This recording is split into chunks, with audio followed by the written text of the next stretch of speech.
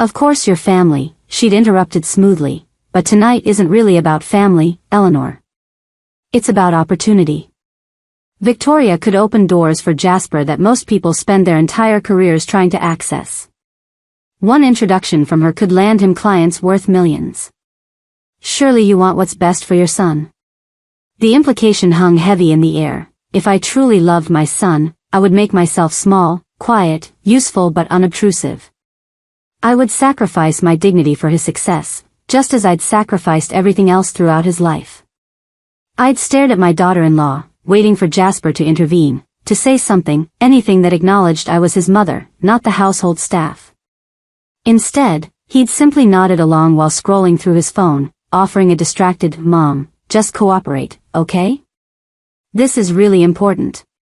Now, standing in the foyer, I opened the heavy oak door to find Victoria Ashford standing on the porch like a fashion magazine come to life. She wore a white cashmere coat that probably cost more than my first car, the used Honda Civic I'd driven for 15 years while putting my boys through school. Her blonde hair was styled in perfect waves, her makeup expertly applied, her posture radiating the confidence of someone who'd never been told no in her entire privileged life.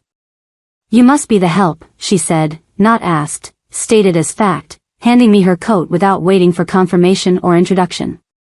The coat was heavier than I expected, lined with silk. "I'm Victoria Ashford. Where should I have my luggage taken?" I started to say, ready to introduce myself as Jasper's mother, but Vanessa materialized beside me like a perfume-scented ghost, her signature Chanel No. 5 announcing her arrival before her voice did. "Victoria. Darling. You look absolutely stunning." Vanessa air-kissed both of Victoria's cheeks in that affected way people do when they want to seem more sophisticated than they are. Come in, come in. How was the drive from Boston?" "Not too terrible with the holiday traffic, I hope. Eleanor will take care of your things." "Eleanor, put Victoria's coat in the guest closet and have her bags taken to the blue room upstairs." I stood there holding the expensive coat, feeling its weight in my arms like a physical manifestation of my diminished status in this house. My house. The house my late husband Theodore and I had bought in 1978 with our combined savings, where we'd planted the oak tree in the front yard when Jasper was born, where I'd raised my boys, where every corner held memories of birthday parties and scraped knees and homework sessions at the kitchen table and Christmas mornings filled with laughter and wrapping paper chaos. The house I'd signed over to Jasper during a moment of vulnerability, when I'd been hospitalized for pneumonia and frightened about my future. He'd convinced me it made sense, for tax purposes, he'd said, for estate planning, so there wouldn't be complications when I eventually passed.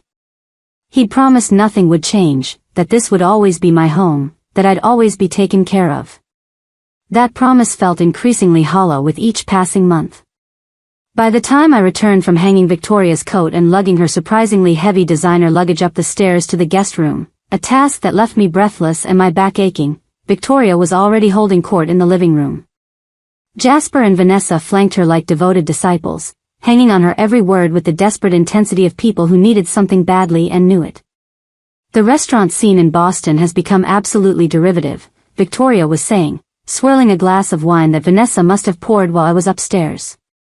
"Everyone's doing the same farm-to-table concept, the same industrial chic aesthetic, the same pretentious small plates. There's no originality anymore. No vision." I gave Chez Pierre 2 stars last month, and the chef actually called my editor to complain. Can you imagine? As if whining would change my assessment of his mediocre reduction sauces. Jasper laughed like she'd said something hilariously witty rather than simply mean-spirited. "You have such high standards, Victoria. That's what makes your opinion so valuable." "Standards are all that separate us from chaos," Victoria replied, finally noticing me standing in the doorway. She looked me up and down with the assessing gaze of someone examining a piece of furniture for quality. "You're still here?" "This is Eleanor, Jasper's mother," Vanessa interjected quickly, her smile tight. "She's been helping with the dinner preparations." "Eleanor, why don't you check on things in the kitchen? I think the roast might need basting." The roast didn't need basting. I'd prepared it exactly according to the recipe Vanessa had given me, a complicated affair involving herb crusts and precise temperature controls. But I recognized a dismissal when I heard one, so I retreated to the kitchen, my sanctuary in this house that no longer felt like home. The kitchen was hot from the oven, filled with the rich smells of roasting meat and garlic potatoes and the chestnut stuffing I'd made from my own mother's recipe. I'd been cooking since 6 a.m., preparing the elaborate Christmas Eve feast that Vanessa had planned down to the smallest garnish. Standing at the counter, I let myself rest for just a moment, my hands braced against the cool marble surface. Through the doorway, I could hear their conversation continuing without me, Victoria's voice dominating as she held forth on various topics, restaurants she'd destroyed with bad reviews, celebrities she'd met, exotic locations she'd traveled to for her show. Eleanor. Vanessa's voice cut through my moment of respite. We're ready for the appetizers. I arranged the smoked salmon canapes on the antique silver platter, another family heirloom that had belonged to Theodore's mother, and carried them into the dining room. My hands trembled slightly from fatigue and the weight of the platter, but I managed to serve each person without incident. Thank you, Eleanor, Jasper said absently, not looking at me. Victoria examined her canopy with the critical eye of someone conducting a laboratory experiment. She took a small bite, chewed thoughtfully, then nodded. Acceptable. The cream-cheese ratio is adequate, though I would have added capers for more complexity. I bit my tongue to keep from mentioning that I'd made these exact canapes for 20 years at Christmas, that Theodore had always said they were his favorite appetizer, that multiple people had asked for the recipe over the years. But what did my experience matter in the face of Victoria's professional opinion? Dinner began an hour later, after more wine and more of Victoria's pronouncements on various subjects. I'd set the table with our finest china, the Lenox Christmas pattern that Theodore and I had received as a wedding gift and had used every holiday season for 4 decades. Each plate represented memories, the Christmas when Jasper was 5 and accidentally broke one while trying to help set the table, the year Colin brought his first girlfriend home and was so nervous he could barely eat, the final Christmas before Theodore's death when we'd all been together and happy and I'd had no idea how precious that moment would be. I served the first course, a butternut squash soup with sage oil, and listened as Victoria critiqued every element. The temperature could have been warmer. The sage oil was perhaps too generous. The bread rolls were acceptable but not exceptional. At Le Bernardin in New York, she said, they serve a similar soup, but with truffle shavings and a foam made from aged Parmesan. Now that's sophistication. We'll have to try it sometime, Vanessa gushed. Jasper, maybe for our anniversary? The main course came next, the herb-crusted prime rib I'd been preparing since dawn, roasted to a perfect medium rare, accompanied by garlic rosemary potatoes, glazed carrots, and the chestnut stuffing. I'd spent hours on this meal, had put love and care into every element despite my aching body and wounded heart. I served Victoria first. Vanessa had been very clear about the proper protocol, placing the best slice of meat on her plate, arranging the vegetables artfully, drizzling the au jus just so. This looks. Victoria paused, examining her plate. Adequate. Adequate. 4 hours of cooking reduced to adequate. I served Vanessa next, then moved to Jasper. As I lowered his plate toward the table, Victoria's voice cut through the air like a knife. Actually, I'd like more meat. This portion is rather small for a main course. I looked at her plate. The portion was generous, at least 8 ounces of prime rib. But I nodded. Of course. Let me get you, just give her Jasper's plate, Vanessa interjected. You can make him another one. I stood there, frozen, Jasper's plate in my hands. Give her my son's dinner? The meal I'd prepared specifically for him, plated with care? Mom, just do it, Jasper said quietly, not looking at me. It's fine. But you haven't eaten since, Eleanor. Vanessa's voice was sharp now, edged with warning. Victoria is our guest of honor. Surely you understand the proper priority here? Give her the plate.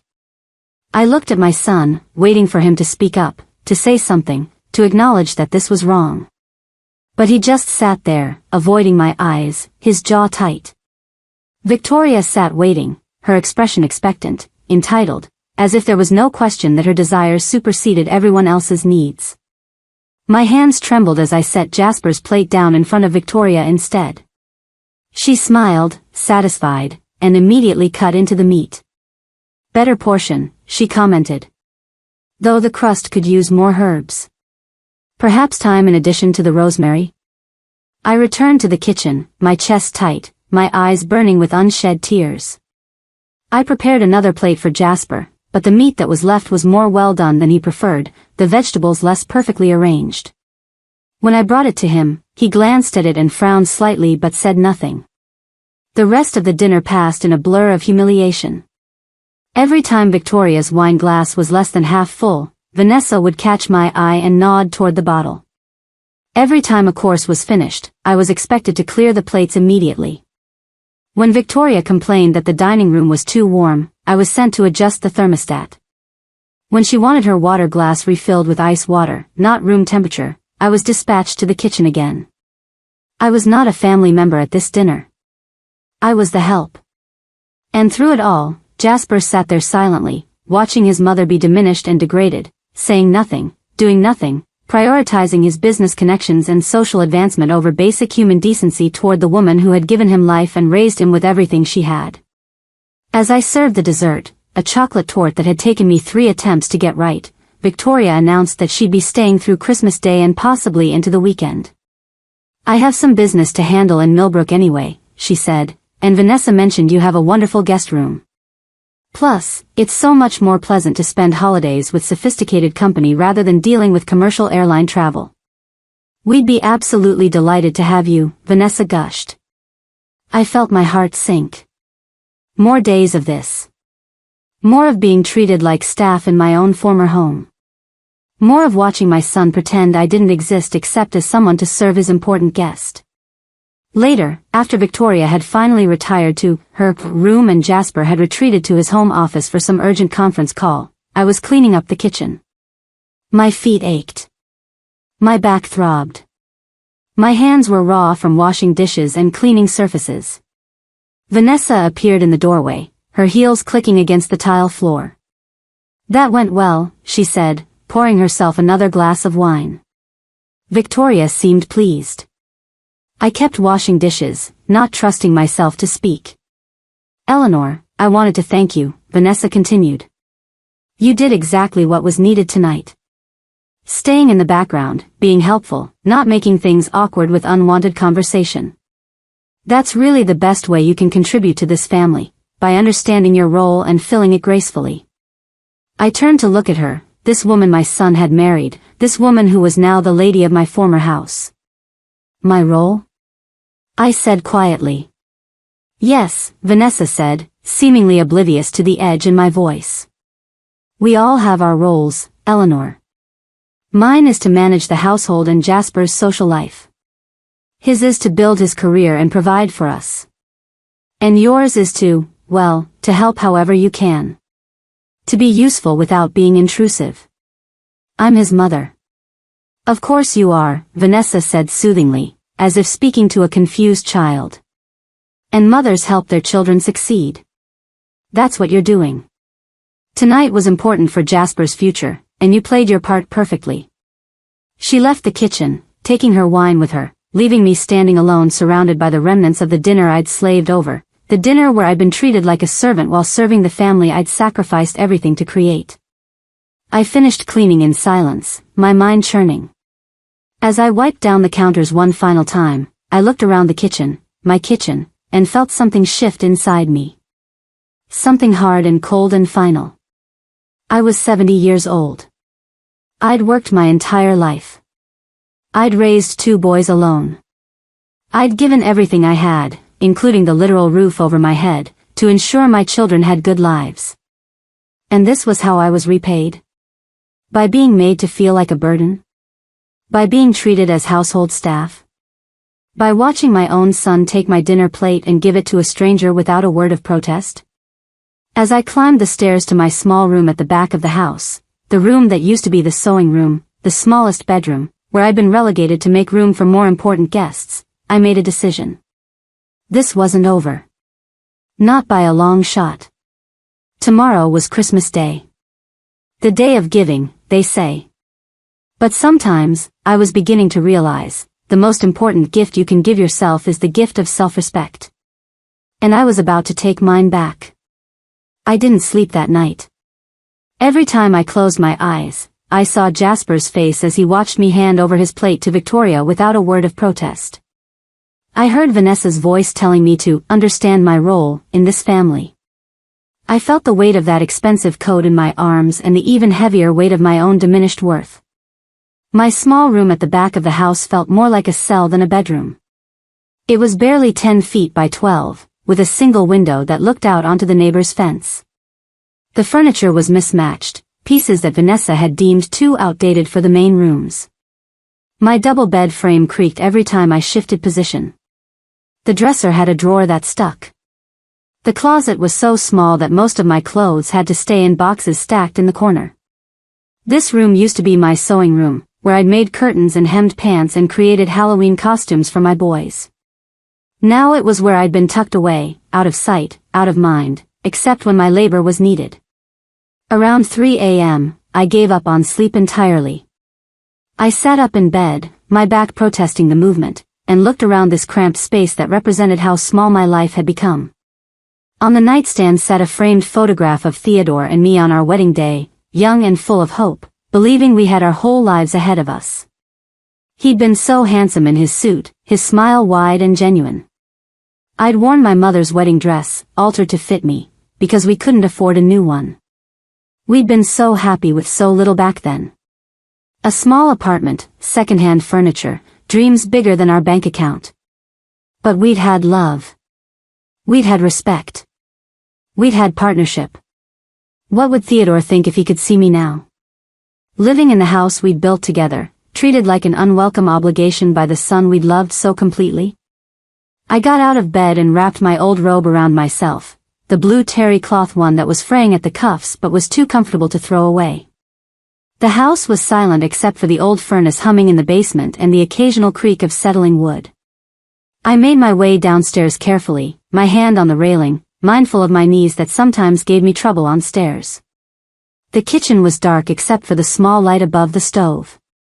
I put the kettle on for tea and sat at the small breakfast nook where I used to read the morning paper with Theodore, where my boys used to eat cereal before school, where so many ordinary moments of family life had unfolded. As the water heated, I found myself opening drawers and cabinets, taking inventory of this kitchen I knew better than anyone. I'd organized these spaces. I knew where everything lived. The good knives in the third drawer. The serving platters on the top shelf of the corner cabinet. The Christmas china in the buffet hutch. My hands found the metal file box I kept on the top shelf of the pantry, behind the extra paper towels where Vanessa never looked. Inside were documents I'd kept from the old days, birth certificates, my nursing license, Theodore's death certificate, and the original deed to this house. I pulled out that deed and spread it on the counter under the stove light. Theodore Hartwell and Eleanor Hartwell, it read. Purchased in 1978 for $47,000, money we'd saved for years, money that had represented every sacrifice and every extra shift and every denied indulgence. Then I pulled out the other document. The quit-claim deed I'd signed 5 years ago, transferring ownership to Jasper. I remembered that day in the hospital, weak from pneumonia, frightened about my future. Jasper had brought the papers with a notary, explaining it was all for estate planning purposes, to avoid probate, to make things simpler. Nothing will change, Mom, he'd promised. This is still your home. We're just making it official on paper for tax purposes. I'd believed him. Why wouldn't I? He was my son. My firstborn. The baby I'd nursed through colic and walked through nightmares and taught to ride a bicycle and sent off to college with tears in my eyes and pride in my heart. The kettle whistled, pulling me from my thoughts. I made my tea and sat back down, the document still spread before me. As I sipped the hot liquid, feeling it warm me from the inside, I heard a sound from upstairs. Footsteps. Then the toilet flushing. Then more footsteps. A few minutes later, Jasper appeared in the kitchen doorway, also unable to sleep apparently. He wore expensive pajamas, silk, probably, and looked surprised to see me there. Mom? What are you doing up? Couldn't sleep, I said simply. Want some tea? He hesitated, then nodded. Sure. Thanks. I got up and prepared another cup, the familiar ritual of making tea for my son, bringing back memories of when he was young, when he'd come to me with his problems, when I was the person he trusted most in the world. He sat across from me at the breakfast nook, wrapping his hands around the warm mug. For a moment, in the dim light, he looked like my boy again. Vulnerable. Human. Big day yesterday, I said carefully. Yeah. He took a sip of tea. I think it went well. Victoria seemed pleased. I said nothing, waiting. I know it was a lot of work for you, he continued, not quite meeting my eyes. The cooking and serving and everything. I appreciate it. Do you, Jasper? He looked up at me then, something in my tone catching his attention. Of course I do. Because from where I was standing, appreciation wasn't exactly the dominant emotion in that dining room. His jaw tightened. Mom, don't start. Don't start what? Don't mention that you gave my dinner to a stranger. Don't point out that I was treated like household staff in my own home. Don't ask when my son became someone who values business connections more than his own mother's dignity. That's not fair, he said, his voice rising slightly. You don't understand the pressure I'm under. My consulting firm is at a critical point.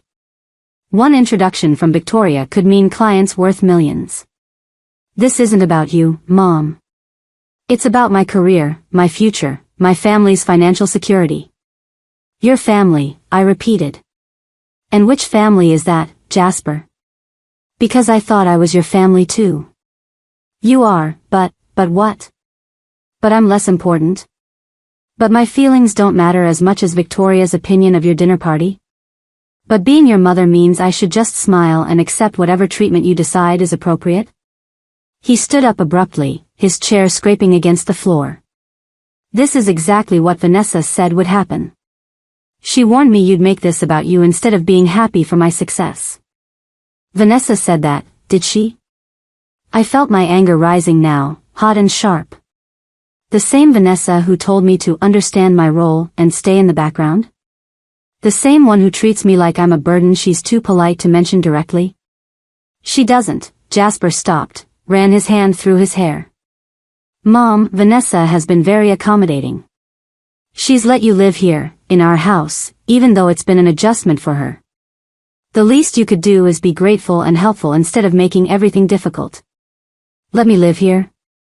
The words came out as a whisper. Jasper, this is my house. No, Mom. It's not. Not anymore. You signed it over to me 5 years ago, remember? This is my house now. Mine and Vanessa's. The casual cruelty of it took my breath away. He wasn't even pretending anymore. Wasn't softening the truth or cushioning the blow. Just stating facts, cold and clear. You promised, I said, my voice shaking now. You promised that nothing would change. That this would always be my home. And it is your home, he said, but his tone suggested I was being deliberately obtuse. You have a room here. You're taken care of. You have food, shelter, everything you need. But yes, Vanessa and I are the homeowners now, and sometimes that means we need to make decisions about how things run.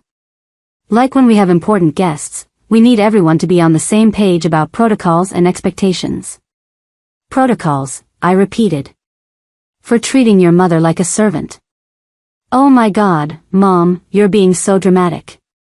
He threw up his hands. You helped with dinner. You served food. That's not being a servant, that's being helpful during a party. Lots of people help host when there are guests.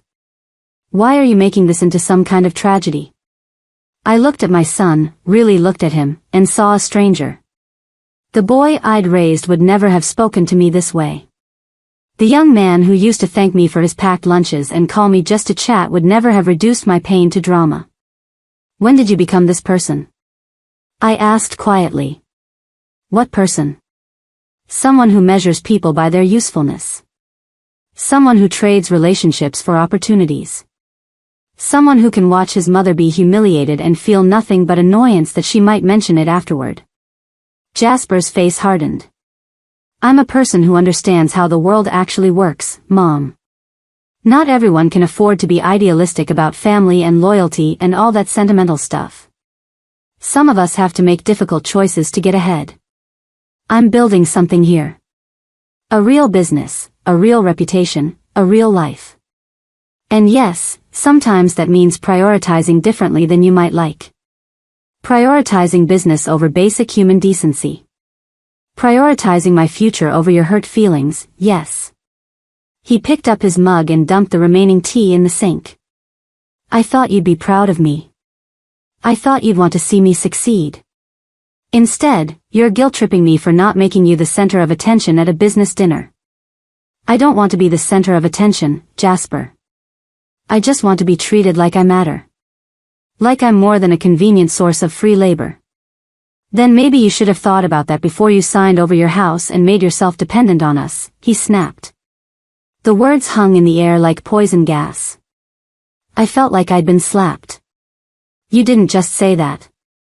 He had the grace to look slightly uncomfortable, but he didn't take it back. I'm just saying, you made choices too.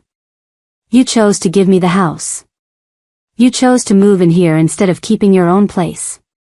Those choices have consequences. I was in the hospital. I was scared.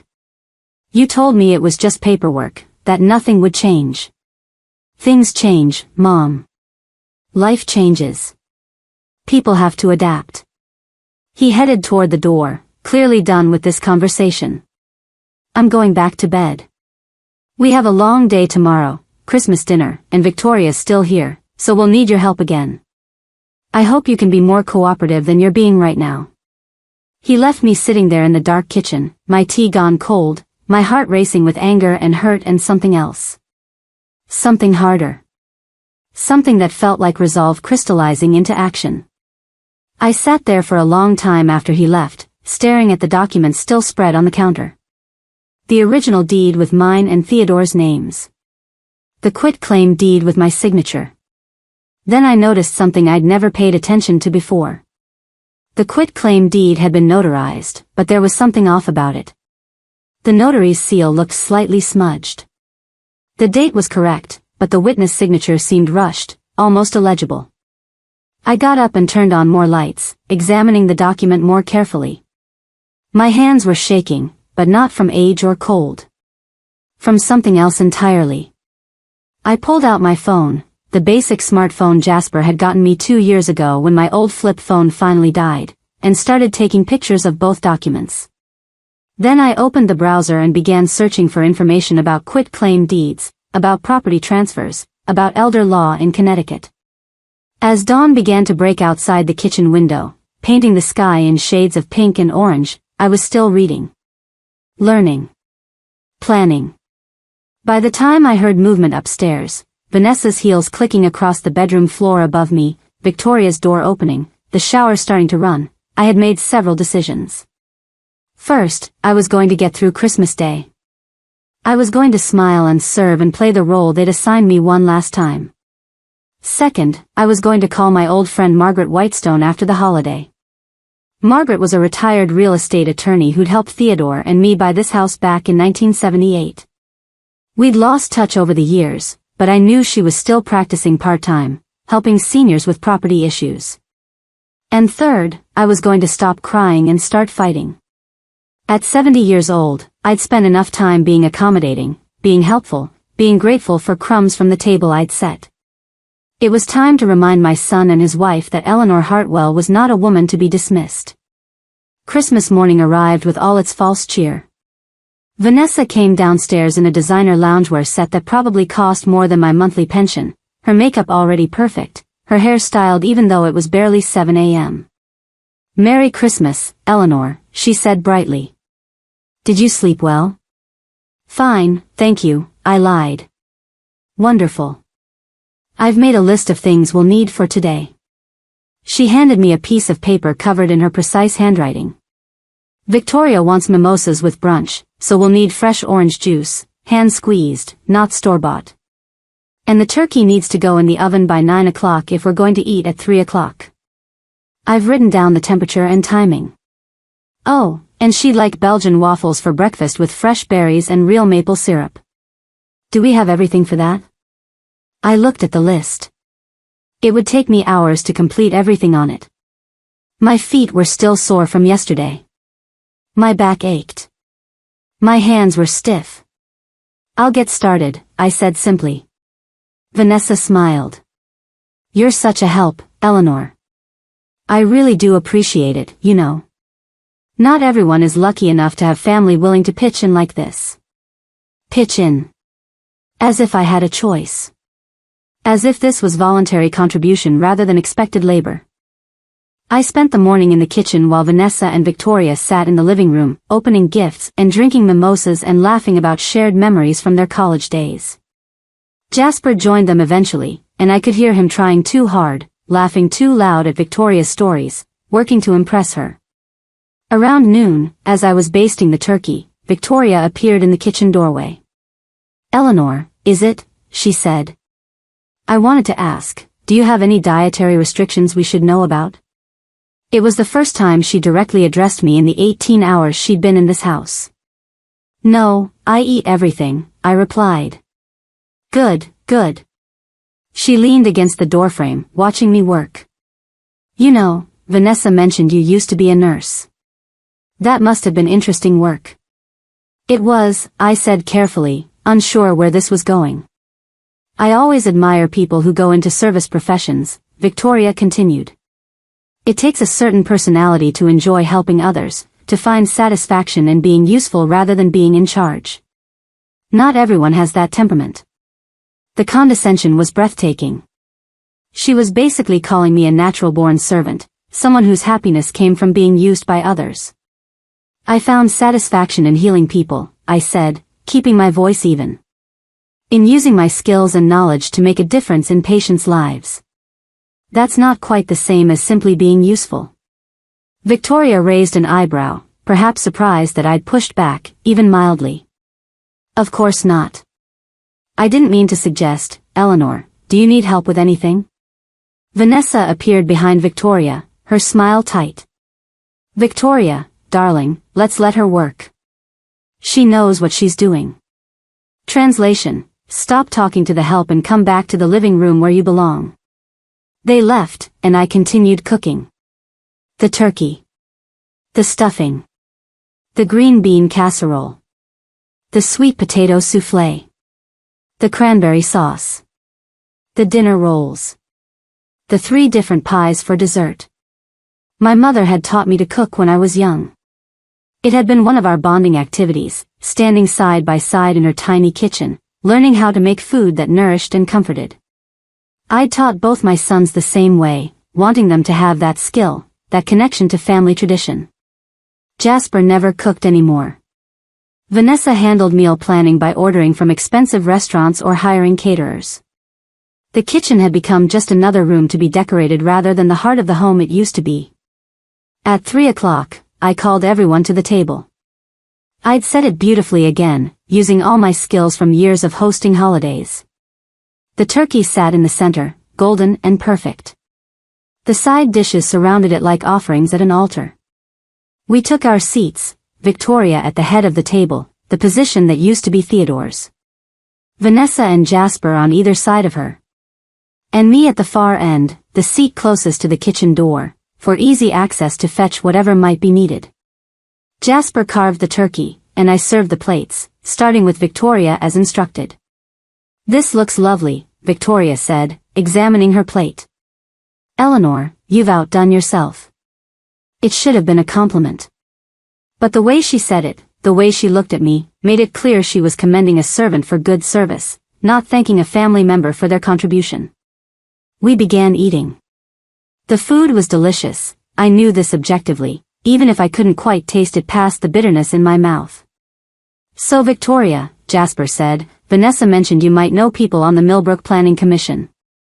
My firm has been trying to get a meeting about the new development project near the waterfront. And they were off, talking business, talking connections, talking about who knew whom and who could open which doors. I might as well have been invisible. Halfway through the meal, Victoria set down her fork. "Vanessa, this cranberry sauce is exceptional. Did you make it yourself?" Vanessa didn't miss a beat. "It's an old family recipe." "I'm so glad you like it." I nearly choked on my water. That cranberry sauce was my mother's recipe. The one I'd been making every Thanksgiving and Christmas for 40 years.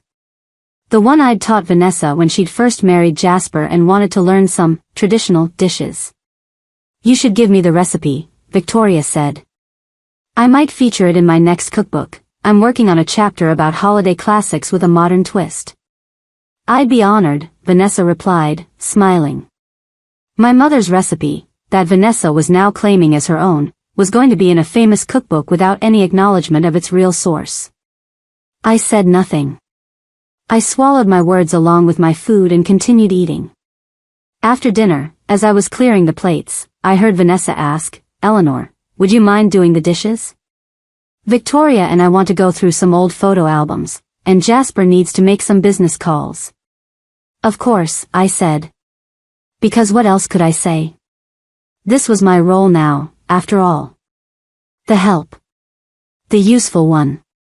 The person who made everything possible while receiving none of the credit. I stood at the sink, washing dishes by hand because Vanessa had decided the dishwasher was too loud and might interrupt their conversation in the next room. My hands were in hot, soapy water, and I was scrubbing a roasting pan when I heard them laughing in the living room. "You've trained her so well," Victoria's voice carried clearly. "She's very obedient." Those words again. Almost the exact same phrase from the original story I'd heard from a friend about her own terrible daughter. It seemed that entitled people everywhere used the same vocabulary. "She knows her place," Vanessa replied, and I could hear the satisfaction in her voice. "It took some time, but she understands now that the most valuable thing she can offer is her willingness to help without expecting recognition. Some people are born to lead, and others are born to serve. Eleanor has finally accepted which category she falls into." I stood there, my hands still in the water, feeling like I'd been punched in the stomach. This was what they really thought of me. Not as Jasper's mother. Not as the woman who'd sacrificed everything to raise him. Not as Theodore's widow or a retired nurse or a human being with feelings and dignity. Just someone who existed to serve. Someone who'd finally learned her place. I dried my hands carefully, folded the dish towel, and walked out of the kitchen. Through the living room where they sat, past Jasper's office where I could hear him on a conference call even on Christmas Day, and up the stairs to my small room. I closed the door, sat on my bed, and allowed myself exactly 5 minutes to cry. 5 minutes to grieve for the family I'd thought I had, for the son I'd loved who'd become a stranger, for the life I'd lived that had led me to this moment. Then I dried my eyes, reached for my phone, and called Margaret Whitestone. She answered on the third ring. "Eleanor? Is that you? Merry Christmas." "Merry Christmas, Margaret," I said, my voice steadier than I felt. "I'm sorry to bother you on a holiday, but I need legal advice. It's about my house."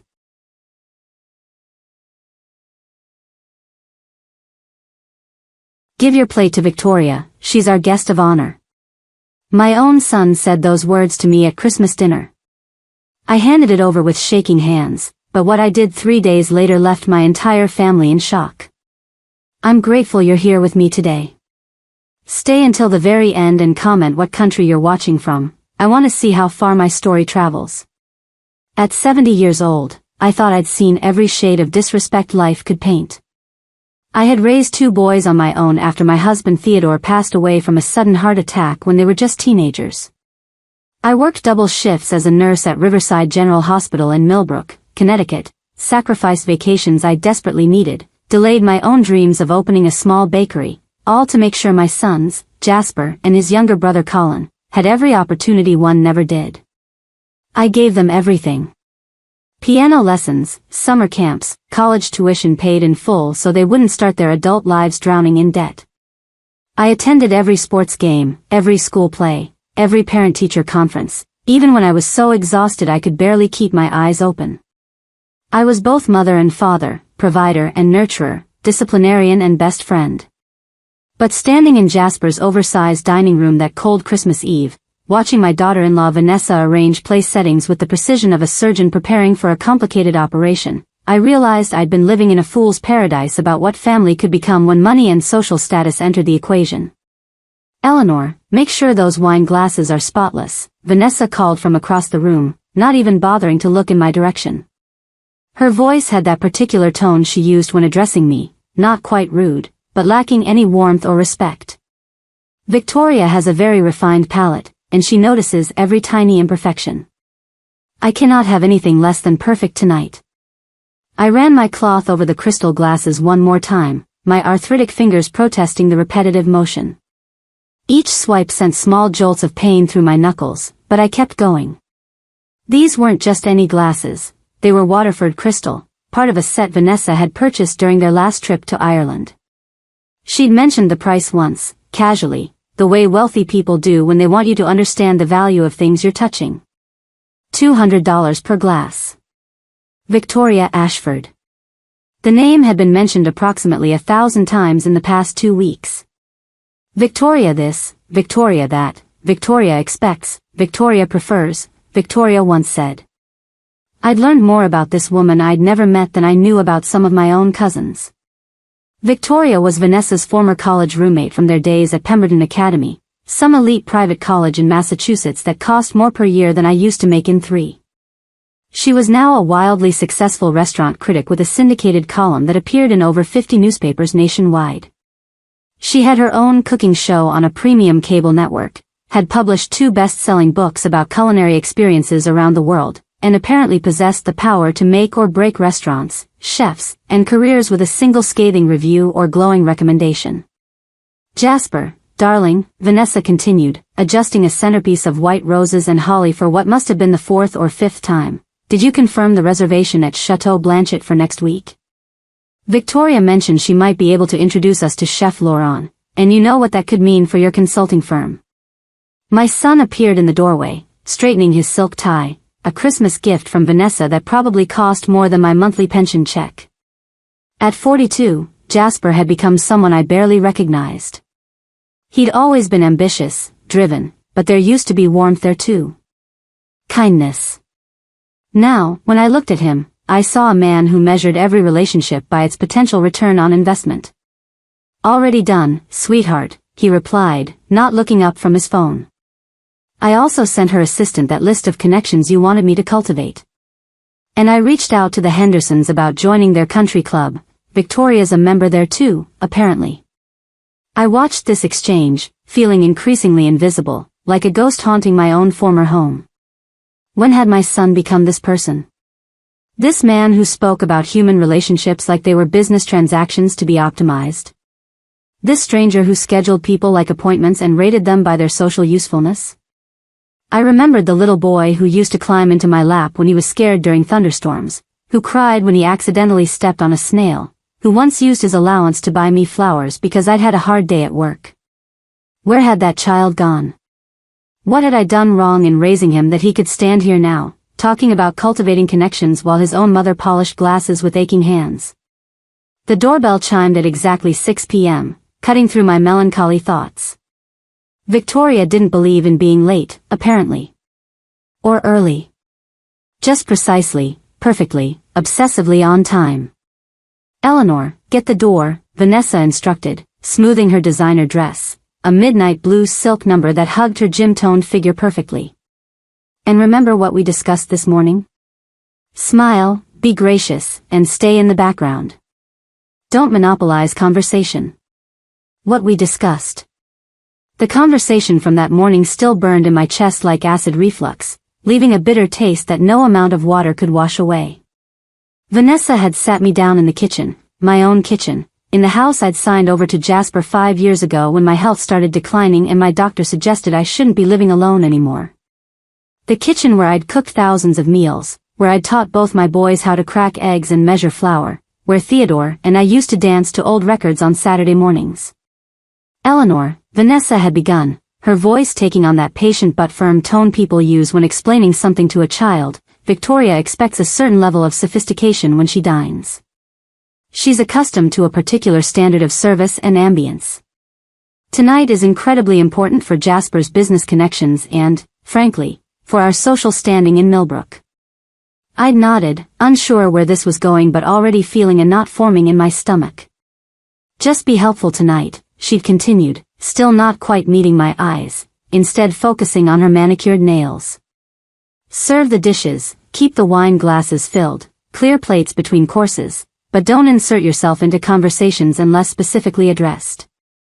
Victoria isn't accustomed to overly casual family dynamics. She comes from old money, you understand. Very formal upbringing. Vanessa, I'd said carefully, choosing my words like stepping stones across a creek, I am Jasper's mother. This is a family dinner on Christmas Eve. Surely I'm allowed to participate in.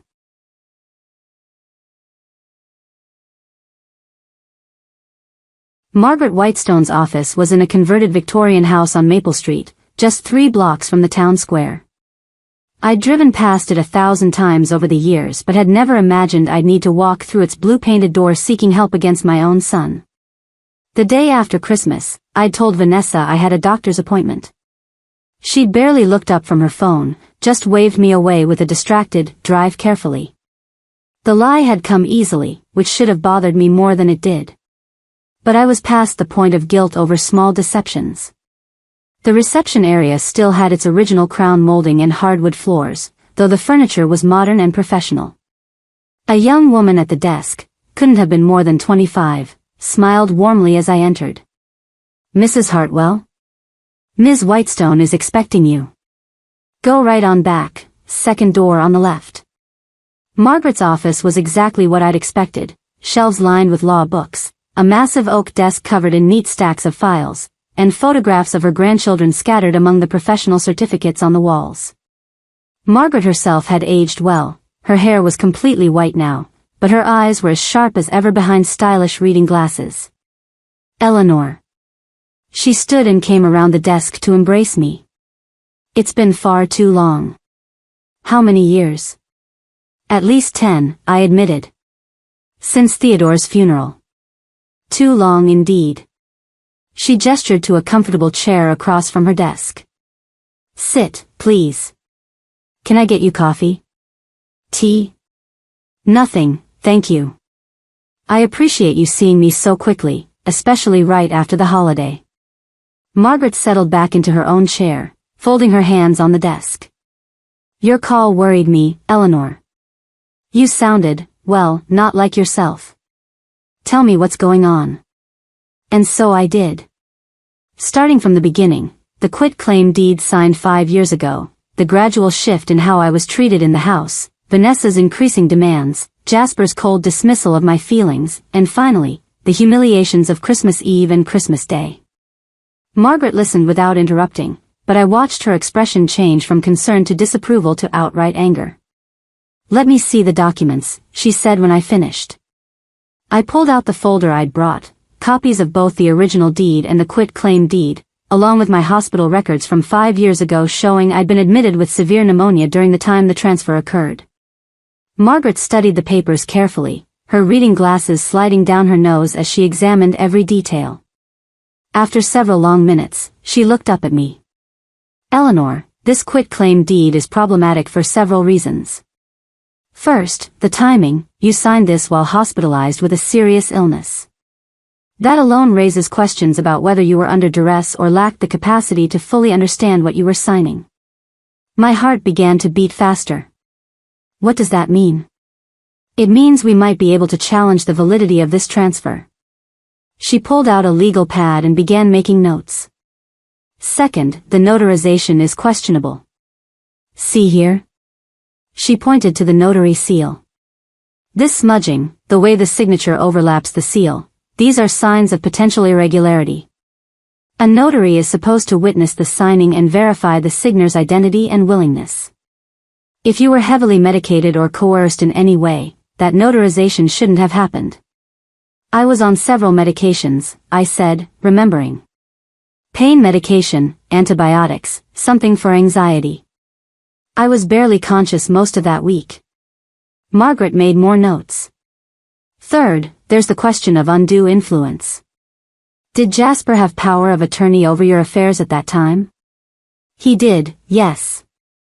I'd given it to him when I went into the hospital, for medical decisions and to pay my bills while I was sick. And did he use that authority to pressure you into signing over your house? I thought back to that hospital room, the papers spread across my lap, Jasper's voice explaining it was all routine, necessary, for my own protection. I'd been so scared, so weak, so dependent on him to handle everything. I think he did, I said quietly. I didn't see it that way at the time, but looking back, yes.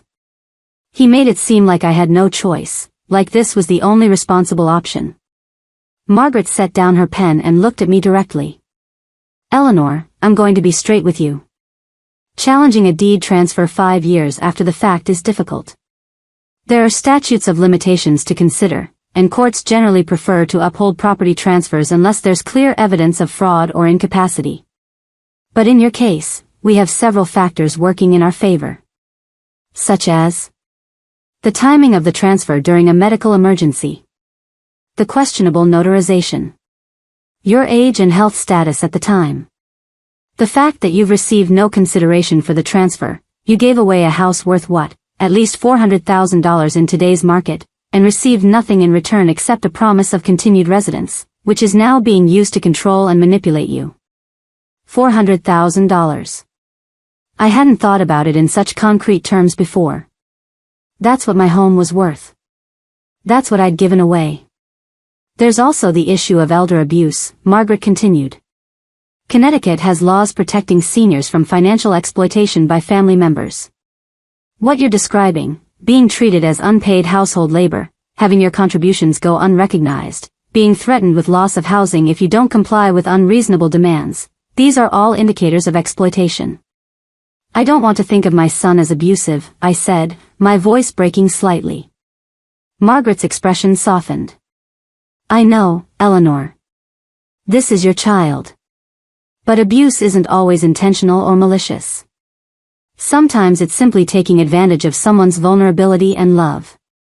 And that's exactly what's happened here. She pulled out a fresh legal pad and began outlining a plan of action. Here's what I propose. First, we do a title search to confirm the current ownership status and look for any irregularities in the transfer process. Second, we gather evidence of your current living situation, documentation of how you're being treated, witness statements if possible, any written communications that show the nature of your arrangement with Jasper and Vanessa. What kind of communications? Text messages, emails, anything where they've made demands or expressed their expectations of you. Anything that shows this isn't a normal family living arrangement but rather something closer to servitude. I thought about the group text Vanessa had started months ago called House Management, where she sent me lists of tasks. I'd felt uncomfortable about it at the time but had told myself I was being oversensitive. I have texts, I said. Lots of them. Good. Forward them all to me.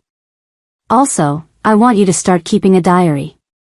Write down every interaction, every demand, every instance where you're treated as help rather than family. Dates, times, witnesses if there were any. Be specific and factual. Okay. My head was spinning with all the information. Third, we need to establish your mental and physical competency both now and at the time of the transfer. I'll need you to undergo a cognitive evaluation with a doctor I work with, not to suggest you're incompetent now, but to demonstrate that you clearly understand what's happening and can make your own decisions. We'll also need your medical records from 5 years ago to show your state when you signed the deed. I can get those. Margaret leaned back in her chair. Eleanor, I have to ask you something important. What's your goal here? Do you want to regain ownership of the house? Do you want financial compensation? Do you want to ensure you have secure housing? Or do you want to punish Jasper for how he's treated you? I'd been thinking about this question since Christmas Day. I want my dignity back, I said finally. I want Jasper to understand that I'm not someone to be used and discarded. I want him to see what he's become. And yes, I want my house back. Not because I need to own it, but because he promised nothing would change and then used that ownership to control me. That was wrong. It was wrong, Margaret agreed. And we're going to fight it. But I need you to understand that this might get ugly. Jasper will likely hire his own lawyer. There might be accusations, attempts to paint you as confused or vindictive. Family relationships will be strained, possibly beyond repair. They're already beyond repair, I said. The son I raised wouldn't treat me like he has. That person is already gone. Margaret nodded slowly. Then let's get started. I'm going to draw up a notice of intent to challenge the deed transfer. We'll send it to Jasper via certified mail, which gives him formal notice that you're disputing the ownership and considering legal action. That often motivates people to negotiate. You think he'll negotiate? I think he'll panic, Margaret said bluntly. If this house is in his name, he's probably used it as collateral for loans or lines of credit for his business. He's probably refinanced based on the equity. If the ownership is suddenly in question, that creates major problems for him financially. And if he's smart, he'll want to settle this quietly rather than have it play out in court where all the ugly details become public record. The thought of Jasper panicking gave me a grim satisfaction. Good. Let him feel some of what I'd been feeling. There's one more thing, Margaret said. I noticed in the documents that Jasper has a brother. Colin, right? Yes, my younger son. He lives in Seattle. We don't talk as much as we used to. He's busy with his own life, his own family. Does he know what's been happening? No. I didn't want to worry him or create family drama. He and Jasper aren't particularly close anymore anyway. Margaret made a note. We might need to contact him. If Jasper tries to claim that the house transfer was your idea, that you wanted him to have it, Colin's testimony about your relationship with the house and your intentions could be valuable. The thought of dragging Colin into this made me uncomfortable, but I nodded. If necessary. All right. Margaret stood, signaling the end of our meeting. I'll start the paperwork today. The title search will take a few days, maybe a week. In the meantime, keep that diary, forward me those text messages, and try to act as normal as possible at home. Don't let Jasper know you're taking action until we're ready to make our move. Act normal, I repeated. Pretend everything is fine while gathering evidence against my own son. I know it's not easy, Eleanor. But the element of surprise is on our side right now. Let's not lose that advantage. I left Margaret's office feeling both energized and exhausted. For the first time in months, maybe years, I had a plan. I had someone on my side. I had hope. But as I drove back toward the house, that hope was tempered by the reality of what I was about to do. I was going to war with my own child. There would be no going back from this.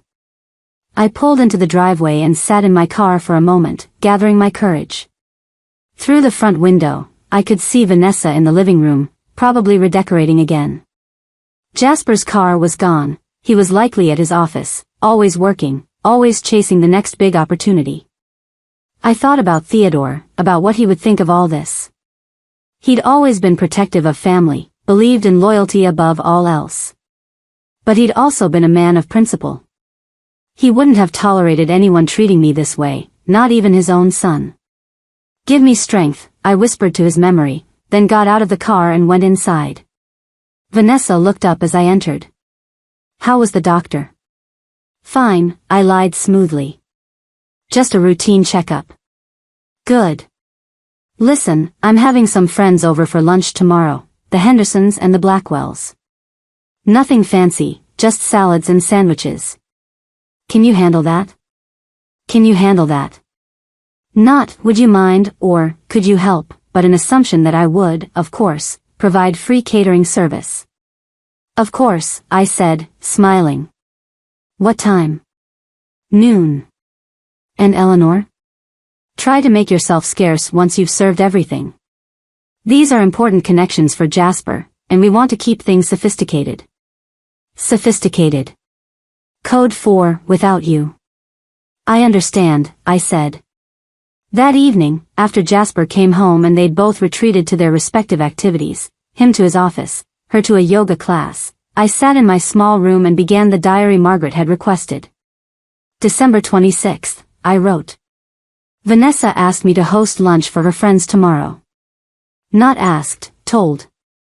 Instructed me to make myself scarce after serving. Direct quote, keep things sophisticated. Implied meaning, my presence makes things less sophisticated. It felt strange, documenting my own humiliation in such clinical terms. But as I wrote, I found it oddly therapeutic. Seeing it all laid out in black and white made it harder to gaslight myself, harder to wonder if maybe I was overreacting. I spent the next hour forwarding text messages to Margaret's email. There were hundreds of them. Vanessa's task lists. Her corrections when I didn't do things to her specifications. Her reminders about appropriate behavior when they had guests. One thread from 3 months ago was particularly damning. Vanessa, Eleanor, I noticed you joined us in the living room yesterday when we had clients over. In the future, please stay in the kitchen unless specifically needed. It's less confusing for guests. Me, I'm sorry, I thought since they were discussing the renovation, I might have helpful information about the house's history. Vanessa, we prefer to handle client relations professionally. Your input, while appreciated, isn't necessary for these conversations. Reading it again now, with clear eyes, I saw it for what it was, a systematic effort to erase me from my own home, to reduce me from family member to invisible servant. The next day, I prepared lunch for Vanessa's friends. Chicken salad with grapes and walnuts. Cucumber sandwiches with cream cheese and dill. A beautiful fruit platter. Homemade lemonade. When the guests arrived, I served everything with a smile, then retreated to my room as instructed. From upstairs, I could hear their laughter, their animated conversations about book club and yoga classes and the new boutique opening downtown. No one asked where I was. No one seemed to notice my absence. I sat on my bed, continuing my diary entries, documenting everything. The hours I'd spent preparing food I wouldn't be invited to eat. The fact that I'd been explicitly told to stay out of sight. The casual way Vanessa had referred to this house as ours, when speaking to her friends, with no acknowledgement that it had been mine first. That afternoon, my phone rang. Margaret. Eleanor, I have the preliminary title search results. We need to talk. My heart jumped. What did you find? Are you somewhere private where you can talk? I looked around my small room. Yes. Good. First, the title is indeed in Jasper's name alone, just as the quit-claim deed indicated. But here's what's interesting. 6 months after the transfer, he took out a home equity line of credit against the property. $200,000. I felt the blood drain from my face. 200,000? Yes. And it gets better, or worse, depending on how you look at it. Last year, he refinanced the house entirely. Took out a new mortgage for $350,000.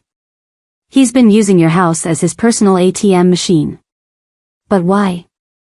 His consulting business is successful.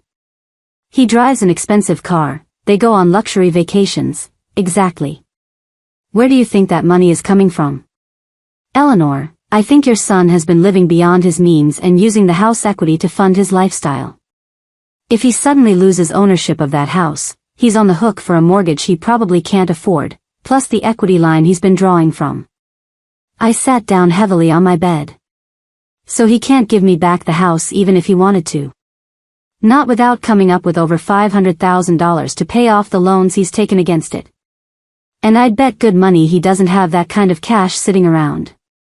What does this mean for our case? It means we have leverage.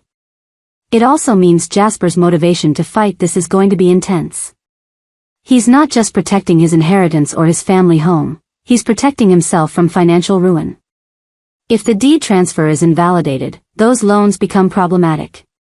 The bank could call them in, demand immediate repayment, or, if they determine the loans were secured through fraudulent means, pursue legal action against him. My head was spinning. Fraudulent means? If he obtained those loans knowing that his ownership of the house was questionable, yes. But that's not our primary concern right now. What matters is that we're building a strong case. The fact that he immediately began extracting equity from the house suggests the transfer wasn't made for your benefit, as he claimed, but for his own financial gain. When do we send him the notice? I'm finishing it today. It'll go out tomorrow via certified mail. He should receive it by the end of the week. After we hung up, I sat in my room for a long time, processing everything. My son had taken my house and immediately mortgaged it to the hilt. He'd borrowed hundreds of thousands of dollars against property that should have been my security in old age. And he'd done it all while telling me nothing had changed, while expecting me to be grateful for being allowed to live in my own home. The betrayal was so complete, so calculated, that I almost couldn't believe it. This wasn't just thoughtlessness or selfishness. This was deliberate financial exploitation. That evening at dinner, another meal I'd prepared and served, I watched Jasper carefully. He seemed stressed, distracted. He checked his phone constantly, barely touched his food. "Everything okay, dear?" Vanessa asked him. "Fine. Just some business complications. Nothing to worry about. You've been very tense lately. Maybe we should book that spa weekend we talked about. Get away, relax." A spa weekend funded by equity stolen from his mother's house, I thought bitterly. "Maybe after this next deal closes," he said. "I need to stay focused right now." Later, when I was cleaning the kitchen, Jasper came in to refill his wine glass. We were alone for the first time since our confrontation on Christmas morning. "Mom," he said, his voice softer than it had been that night. "I wanted to apologize for what I said. About you making yourself dependent on us. That was harsh." I turned to look at him, surprised. "Thank you for saying that. Things have been really stressful with work, and I took it out on you. That wasn't fair." He seemed genuine, almost like my old Jasper for a moment. "I know you've been helpful, and I appreciate it. I really do." For just a second, I wavered. Maybe I was overreacting. Maybe this was all a misunderstanding that could be resolved with better communication. Then I remembered, $200,000 in equity loans. $350,000 in refinancing. My house turned into his personal bank account while he told me nothing had changed. "I appreciate the apology," I said carefully. "I know you're under a lot of pressure." He smiled, relieved. "I'm glad you understand. You always understand. That's what makes you such a great mom." He left the kitchen, and I stood there, my hands in dishwater again, wondering if he had any idea what was coming. Probably not. He'd gotten so used to me being compliant, understanding, accommodating. He thought a simple apology could smooth over everything, that I'd continue playing my role indefinitely. He had no idea that his great mom had spent the afternoon documenting his financial crimes. That she'd hired a lawyer. That in a few days, he'd be receiving a certified letter that would shatter his comfortable world. I finished the dishes, wiped down the counters, and went upstairs to my room. I pulled out my diary and made another entry, including his apology and my internal reaction to it. Margaret had said to document everything, and I was becoming a diligent student. As I wrote, I felt something I hadn't felt in years, powerful. Not powerful in the way Vanessa was, through control and manipulation. But powerful in the way that comes from standing up for yourself, from refusing to accept unacceptable treatment, from fighting back. At 70 years old, I was finally learning that being a good mother didn't mean being a doormat. That loving your children didn't require sacrificing your dignity. That family loyalty was supposed to run both ways. Jasper had forgotten that last part. But he was about to be reminded. I finished my diary entry, then opened my laptop and sent Margaret one more email. "Margaret, I'm ready. Send the letter. Let's do this." Her response came 5 minutes later, "Letter going out first thing tomorrow morning. Buckle up, Eleanor. Things are about to get interesting." I closed the laptop and turned off the light. For the first time in months, I fell asleep quickly, my dreams untroubled by anxiety or doubt. The war had begun. And I intended to win. The certified letter arrived on December 29th, 3 days after Margaret sent it. I knew because I was in the kitchen preparing lunch when I heard Jasper's car pull into the driveway at 11:30 a.m., hours earlier than his usual return from the office.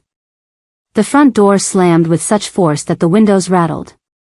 I heard his footsteps pounding through the house, rapid and furious. My heart began to race, but I forced myself to remain calm, to keep chopping vegetables for the salad as if nothing unusual was happening. Eleanor. His voice was a roar that echoed through the entire house. Eleanor, get out here now. I set down my knife carefully, wiped my hands on a dish towel, and walked into the living room. Jasper stood in the center of the room, his face flushed red with rage, still wearing his coat. In his hand was a crumpled envelope and several pages of legal letterhead. Vanessa appeared at the top of the stairs, her eyes wide. Jasper? What's wrong? Why are you shouting? He ignored her, his eyes locked on me with an intensity I'd never seen before. What the hell is this? He shook the papers at me. What the hell is this? I assume it's the legal notice Margaret Whitestone sent you, I said, my voice steady despite my racing pulse. Challenging the validity of the property deed transfer from 5 years ago. You hired a lawyer? His voice cracked with disbelief. You're trying to take back the house? Are you out of your mind? Vanessa came down the stairs quickly, her designer heels clicking. What property deed? What's happening? Jasper thrust the papers at her. She's suing me. My own mother is suing me to take back the house she gave me 5 years ago. I didn't give it to you, I said quietly. You convinced me to sign it over while I was in the hospital, heavily medicated, and frightened. You told me nothing would change. That was a lie. A lie? Jasper's laugh was harsh and bitter. I gave you a place to live. I took care of you. This is how you repay me? You took care of me? I felt my own anger rising now, hot and powerful. Jasper, you treat me like hired help in my own home. You stand by while Vanessa gives me orders and tells me to stay out of sight when you have guests. You watched her take my dinner plate and give it to a stranger without saying a word. Is that what you call taking care of me? Oh my God, Vanessa said, her face pale as she read through the legal documents. Eleanor, this is insane. You can't do this. I already have. But why? Jasper's voice was almost pleading now. If you were unhappy, why didn't you just talk to me? Why go straight to lawyers and legal action? I tried to talk to you, I said, my voice shaking with emotion now. On Christmas morning, remember? When you told me this wasn't my house anymore, that I'd made myself dependent on you, that I should be grateful for what you've given me? That conversation? I apologized for that. I told you I was stressed and I didn't mean it. But you did mean it, Jasper. That's exactly how you see me, as someone who should be grateful for being allowed to exist in your space. Someone whose dignity and feelings don't matter as much as your business connections and social climbing. Vanessa was reading further into the documents, her expression growing more horrified with each page. Jasper, this says she's claiming elder abuse. Financial exploitation. Undue influence. She's accusing us of stealing her house. Because that's what happened, I said firmly. That's not what happened. Jasper shouted. You signed the papers willingly.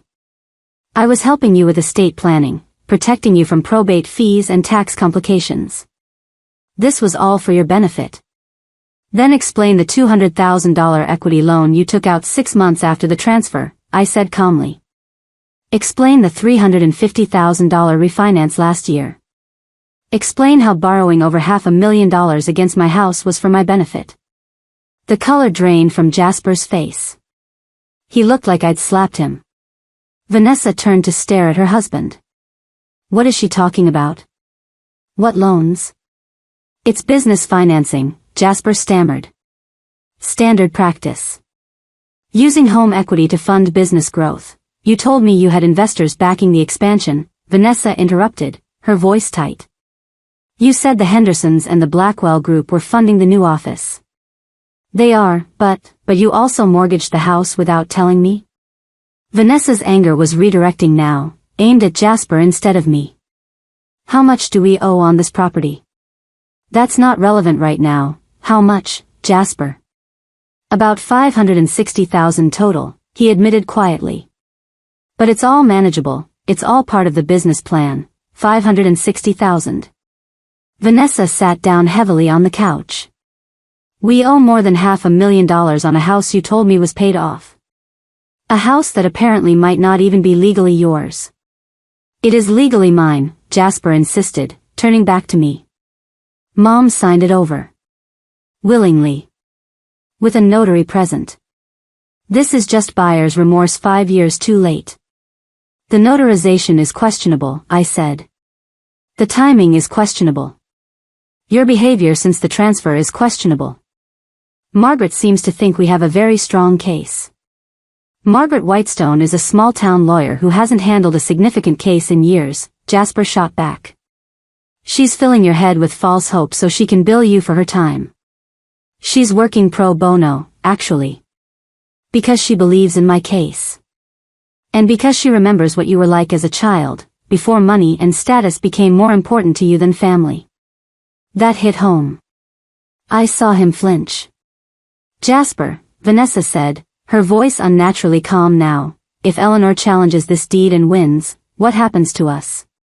She won't win, but if she does. What happens? Jasper ran his hands through his hair, his earlier rage deflating into something closer to panic. If the transfer is invalidated, then technically the loans against the property become problematic. The bank could demand immediate repayment or foreclose. We'd have to come up with the full amount to satisfy the debt, or we'd lose the house. How much do we have in savings? Vanessa asked. Jasper didn't answer. Jasper. How much do we have in savings? About $40,000, he admitted. Vanessa's face went white. $40,000. Against $560,000 in debt. Jesus Christ, Jasper. It's under control. My business is bringing in good revenue, we have clients in the pipeline. You've been lying to me, Vanessa said, her voice hollow. About our financial situation, about the house, about everything. What else don't I know? This isn't about us, Jasper said desperately. This is about Mom trying to destroy everything I've built because her feelings got hurt over a dinner party. Her feelings got hurt? I couldn't believe what I was hearing. Jasper, you've been systematically erasing me from this house. You've been treating me like an employee at best, an inconvenience at worst. You took my home and turned it into your personal piggy bank while telling me nothing had changed. And now you want to reduce this to hurt feelings over a dinner party? What do you want from me? Jasper asked, his voice breaking. You want me to say I'm sorry? Fine. I'm sorry. I'm sorry we didn't make you feel more included. I'm sorry Vanessa asked you to help with hosting. I'm sorry I took out loans against the house. What do you want me to do to fix this? I want my house back, I said simply. I want the deed transferred back to my name, where it should have been all along. That's impossible, Jasper said. I just told you, there are loans, mortgages, legal complications. I can't just give you back the house.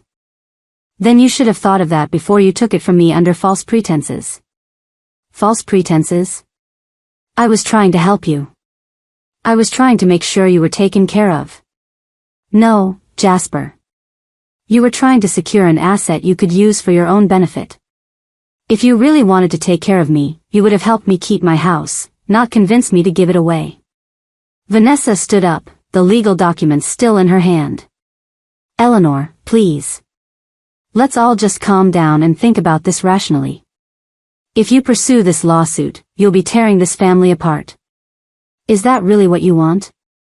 The family was already torn apart, I said. I'm just refusing to pretend otherwise anymore. But we can fix this, Vanessa insisted. We can make changes. You can have more say in household decisions, we can include you more in family activities. I don't want to be included more. I want to stop being treated like I'm invisible unless you need something from me. I want to stop being told to stay in the background when you have important guests. I want to stop cooking and cleaning and serving while my own contributions are claimed by others as their own. What are you talking about? Vanessa's confusion seemed genuine. The cranberry sauce, I said. That Victoria loved so much. The old family recipe you promised to give her for her cookbook. That was my mother's recipe, Vanessa. I taught it to you 7 years ago. But you were going to let her publish it under your name without ever mentioning that it came from me. Vanessa's face flushed. That's what this is about? A recipe? It's about respect. It's about being acknowledged as a person who matters, not just a useful tool you can use and discard. And clearly, that's too much to ask in this house. Jasper sank onto the couch beside Vanessa, his head in his hands. What do you want, Mom? Tell me what you want and let's figure out how to make this work without lawyers and lawsuits. I looked at my son, this man I'd raised, who I'd sacrificed everything for, and felt a strange mixture of love and disappointment so profound it almost took my breath away. I want you to understand what you've done, I said quietly. I want you to see that you've become someone I don't recognize. Someone who treats people as commodities. Someone who lies and manipulates to get what he wants. Someone who betrayed his own mother's trust for money. I didn't betray you, you did. And the worst part is, I don't think you even understand why it was wrong. You still think this is about me being difficult or oversensitive. You can't see that what you've done is fundamentally, deeply wrong. Vanessa set the papers down on the coffee table. So what happens now? Now, you have 30 days to respond to the legal notice, I said. Margaret suggested we try mediation first, see if we can resolve this without going to court. But that requires good faith negotiation from both sides. And if we can't resolve it? Jasper asked. Then we go to court. Margaret presents our evidence, the questionable notarization, the medical records showing my condition when I signed, the financial exploitation, the text messages and documentation of how I've been treated since the transfer.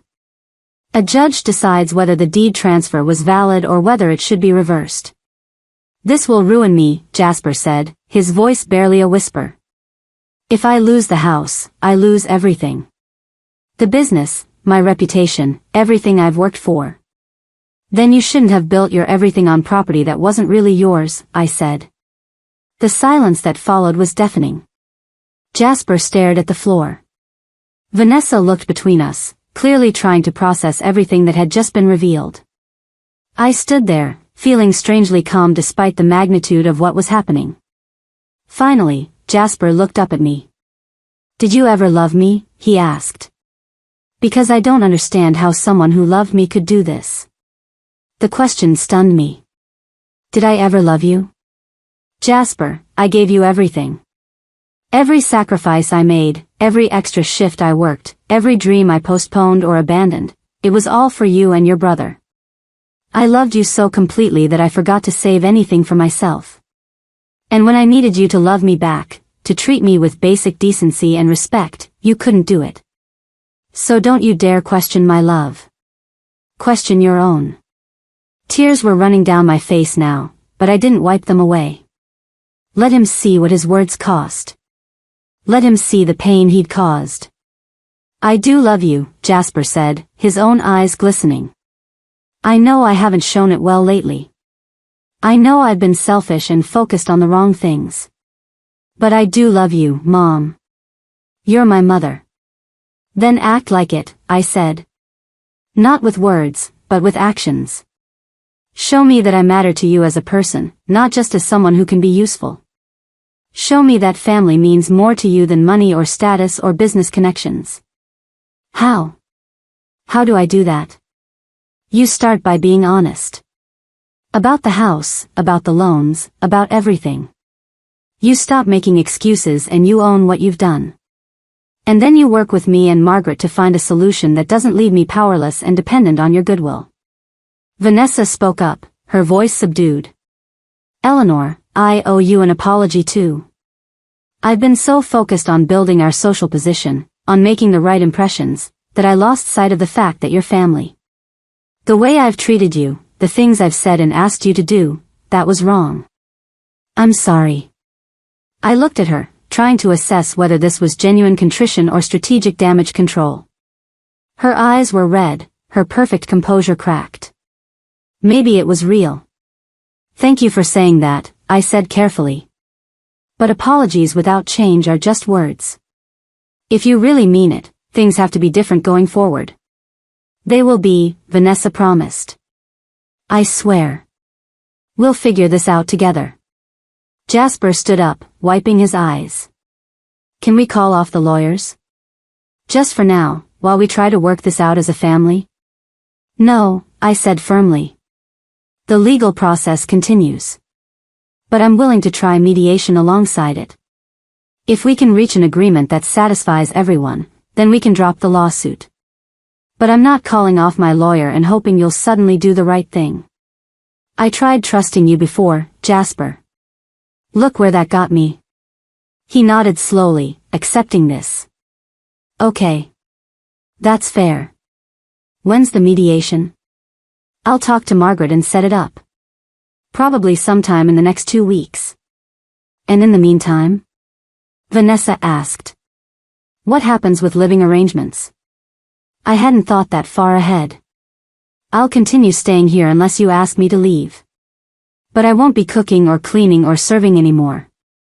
I'm not your housekeeper. If you want me gone, say so now and I'll make other arrangements. No, Jasper said quickly. Don't leave. Please. This is still your home. We'll figure out the legal stuff, but please don't leave.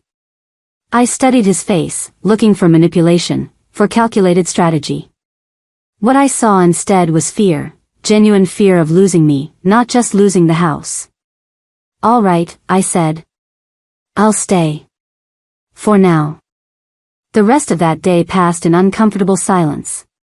Jasper retreated to his office and spent hours on the phone, with his lawyer, I assumed. Vanessa busied herself with cleaning, something I'd rarely seen her do. I stayed in my room, updating my diary with every detail of the confrontation. That evening, there was a knock on my door. Jasper stood there, still in his work clothes but looking exhausted. Can I come in? I gestured to the small chair by my dresser. He sat down, looking around my cramped room as if seeing it for the first time. This room is tiny, he said quietly. Yes. And you've been living in here for 5 years while Vanessa and I have the master suite, and there are 2 other empty bedrooms just sitting there because she wanted them as guest rooms. Yes. He was quiet for a long moment. I really didn't see it, Mom.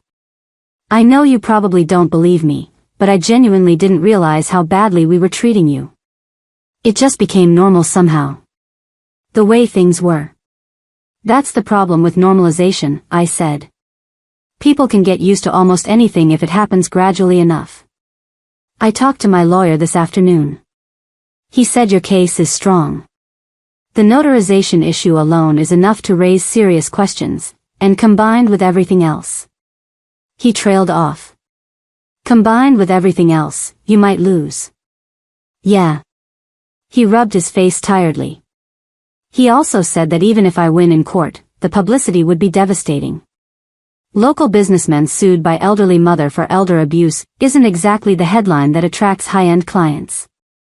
I'm not doing this to hurt your business, Jasper. I know.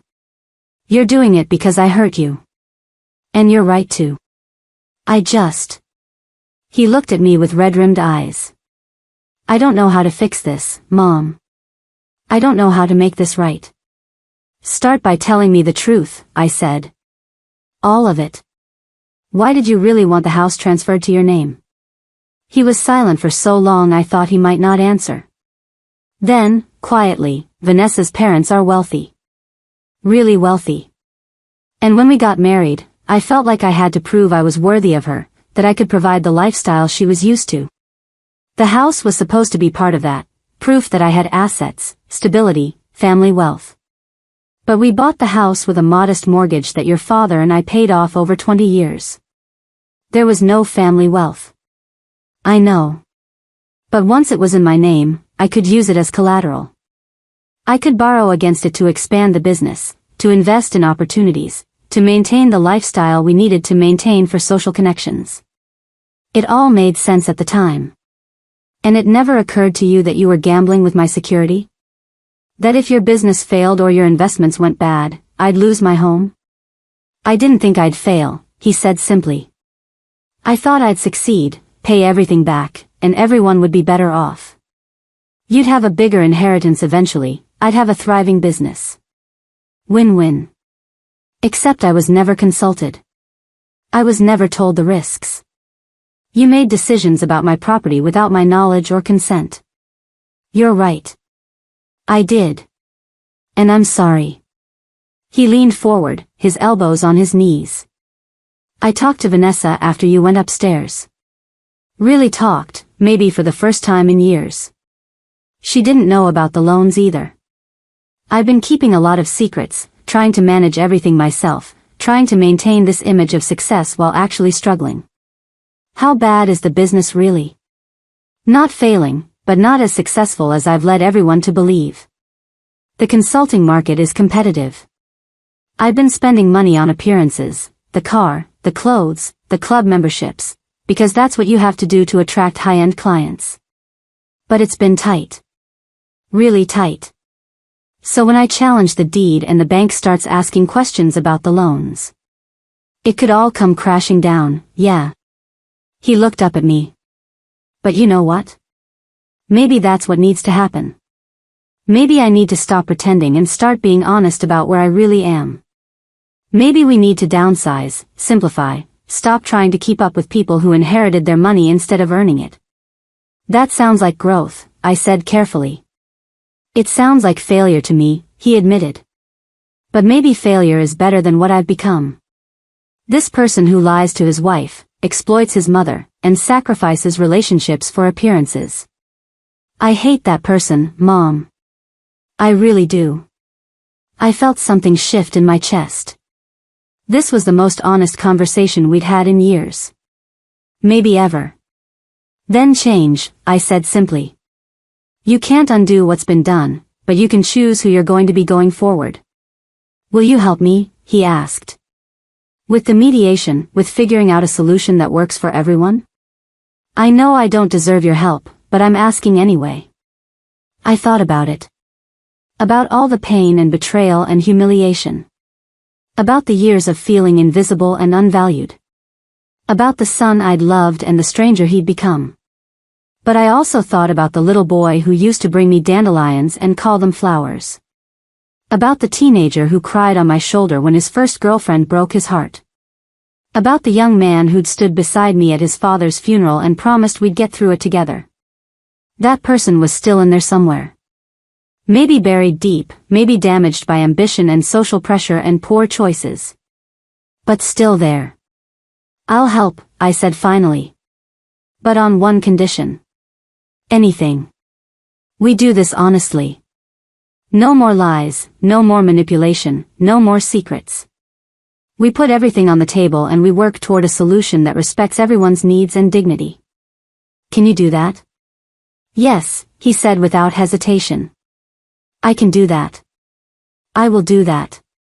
He stood to leave, then paused at the door. Mom? I know I have no right to ask this, but do you think you can ever forgive me? I looked at my son, this flawed, struggling man who'd hurt me so deeply but who was finally being honest about it. I don't know, I said truthfully. But I'm willing to try. After he left, I sat in my small room for a long time, thinking about everything that had happened. The confrontation, the admissions, the possibility, however slim, of reconciliation. I called Margaret and filled her in on the day's events. He admitted to the loans, she asked, sounding surprised. In front of his wife? Yes. And to using the house as collateral without my knowledge. And to struggling financially while pretending to be successful. Eleanor, those admissions could be very valuable in mediation. But I have to ask, are you sure you want to mediate? With what he's admitted, we could probably win this case outright in court. I know, I said. But he's still my son. If there's a way to resolve this that doesn't completely destroy him, I want to try. Even after everything he's done. Maybe especially because of everything he's done. He needs to learn that there are consequences for hurting people, but also that there's a path to redemption if you're willing to do the work. What kind of mother would I be if I didn't at least give him that chance? Margaret was quiet for a moment. You're a better person than I am, Eleanor. Or a more foolish one. Time will tell. All right. I'll set up the mediation. But Eleanor? Go into this with your eyes open. He may be sorry now, but people don't change overnight. Protect yourself. I will, I promised. I'm not the same woman I was a week ago either. That night, I lay in bed thinking about paths forward. About justice and mercy, consequences and forgiveness, standing up for yourself and extending grace to others. Tomorrow would bring new challenges. The mediation process, the difficult conversations, the work of rebuilding trust that had been shattered. It wouldn't be easy. It might not even be possible. But for the first time since that awful Christmas dinner, I felt something I hadn't felt in years, hope. Not naive hope that everything would magically be fine, but realistic hope that maybe, just maybe, we could find our way to something better than what we'd had. I'd stood up for myself. I'd fought back. I'd refused to accept being diminished and dismissed. And in doing so, I'd reminded my son, and myself, that Eleanor Hartwell was not someone to be underestimated. Whatever happened next, I would face it with dignity, strength, and the knowledge that I deserved better. And that knowledge, I was learning, changed everything. The mediation took 3 sessions spanning 2 months. It was painful, exhausting, and often felt hopeless. But with Margaret's guidance and a skilled mediator named Robert Chin, we eventually reached an agreement. The house was transferred back to my name. In exchange, I agreed to let Jasper and Vanessa continue living there for 2 years while they got their finances in order, paying me reasonable rent that would go toward paying down the loans. After 2 years, they would move to a smaller home they could actually afford, and I would have my house back, free and clear. Jasper had to take out a personal loan to pay off enough of the home equity line to make the bank comfortable with the ownership transfer. It wasn't easy for him, and his business did suffer some setbacks when word got out about his financial troubles. But he survived. More importantly, he changed. Not overnight, and not perfectly, but genuinely. He started going to therapy to deal with his issues around money and self-worth. He and Vanessa downsized their lifestyle significantly, sold the expensive car, quit the country club, stopped trying to keep up appearances they couldn't afford. And he started treating me like his mother again. Vanessa changed too. She got a job, her first in years, working at an art gallery. Having her own income seemed to give her a sense of purpose beyond social climbing. She apologized often in those first few months, and gradually, those apologies were backed up by changed behavior. We had family dinners where I was included as family, not staff. We had conversations where my opinions were valued.